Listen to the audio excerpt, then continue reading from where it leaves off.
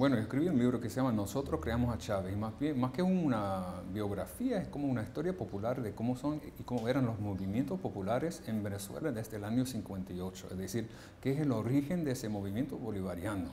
Y como lo veo, es que todo un proceso de la lucha armada, la lucha subterránea, de todos los movimientos que se desarrollaron en los años 60, 70 y 80, empezaron a crear un espacio y un movimiento con cierta fuerza popular. Y luego, en el momento, estoy hablando hoy, en el 25 aniversario del Caracazo. Y ese momento lo veo como una ruptura fundamental en la historia.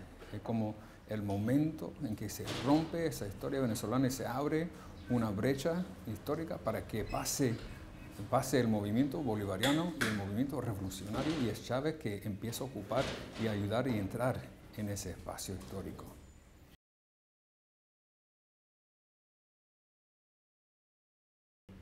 Bueno, primero, si estamos hablando del Caracazo, en este momento, en este aniversario, el 25 aniversario, hay gente que quieren que olvidemos, es decir, que olvidemos que era realmente el Caracazo, un momento de ruptura social fundamental, de clase, de movimientos sociales que quieren romper con toda esa historia de represión y que representa también un momento de fuerte represión. Y la gente aquí de oposición que están en la calle, más que todos los líderes opositores que están hablando, por ejemplo, están hablando un poco del Caracazo para decir que es una situación un poco parecida, pero no lo es, ¿no? Es una situación casi completamente invertido, en lo cual el pueblo no está en la calle, el pueblo está en la comuna, el pueblo está en los consejos comunales, los movimientos, y están trabajando a crear esa sociedad que surgió de esa brecha histórica que era el Caracazo. Y lo que también quieren que olvidemos es el saldo humano de ese momento, de esa represión, que unos 3.000 muertos, 3.000 muertos, y a veces nos fallan un poco los números en representar qué es la importancia de la muerte, pero 3.000 muertos es una cosa, y lo poquito que han dicho, e incluso lo que dicen que es represión en Venezuela en este momento, no, ni siquiera llega a hacer eso.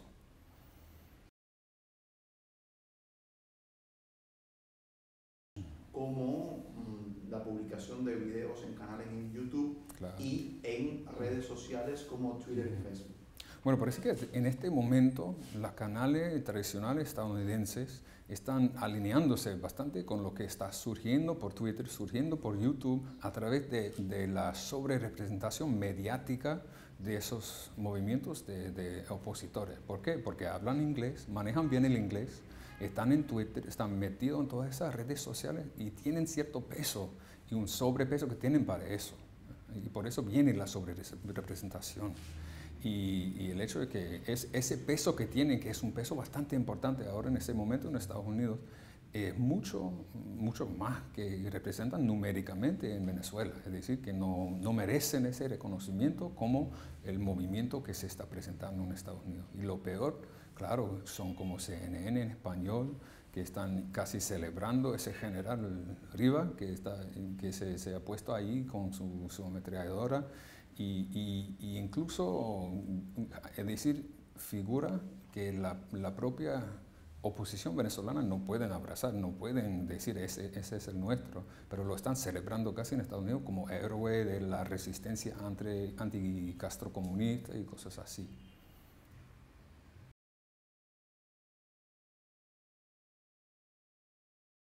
¿En inglés?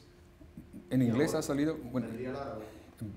Sí, el libro se está traduciendo al español y al árabe, y yo también estoy hablando con una prensa en Francia para que salga también en francés. Y yo creo que al salir en esas lenguas tiene cierta capacidad de cruzar las fronteras, de hablar con la gente que se están viviendo quizás unas situaciones muy parecidas en otros países, como lo que se vivió en Venezuela en los años 80, es decir, el neoliberalismo salvaje que gobernaba en ese momento, y cómo pensar en la ruptura combativa de los movimientos sociales. Son esos movimientos luchando, combatiendo en la calle, que abrieron ese espacio, y cómo pueden pensar eso como algo estratégico en este momento también.